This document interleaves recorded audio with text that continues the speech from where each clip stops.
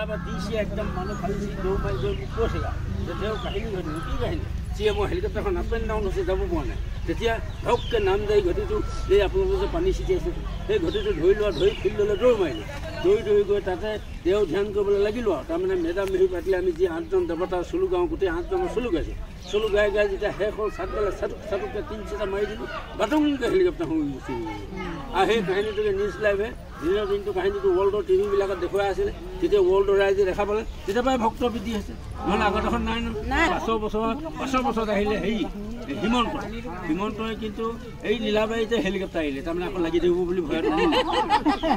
গাড়ী আহিলে তাৰ মই আকৌ পায়বোৰ ভঙা নাই থৈ দিছোঁ বামুণ মানুহ আহিব চাব বুলি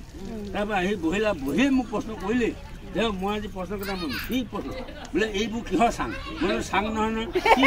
এইবোৰ মাইহাং মানে এইবোৰ কেলৈ দিছে মই বোলে হেৰি চুকাফাৰ দিনত এনেকুৱা কাঁহ পিতলৰ হোৱাই নাছিলে নহয় সেইকাৰণে এনেকুৱা বাঁহৰ চাং সাজি মাইহাং পতা হৈছে বোলে এখন 8খন আছে কোন দেৱতা দিছে আপুনি তাইৰ ভাষাটো কওঁ অসমীয়াটো কওঁ তেতিয়া মই কৈ দিলোঁ এই প্ৰথমখনে হ'ল মানে লেংডন ফাৰটো সিং ফং হুং তেওঁক দিছোঁ তেওঁ মানে নিয়াকা নিৰৱচ্ছিন্ন তেওঁক দিছোঁ দ্বিতীয়খন লাংপুৰী তেওঁ 3তলিকৰ অধিকাৰী তেওঁক দিছোঁ তৃতীয়খন হৈছে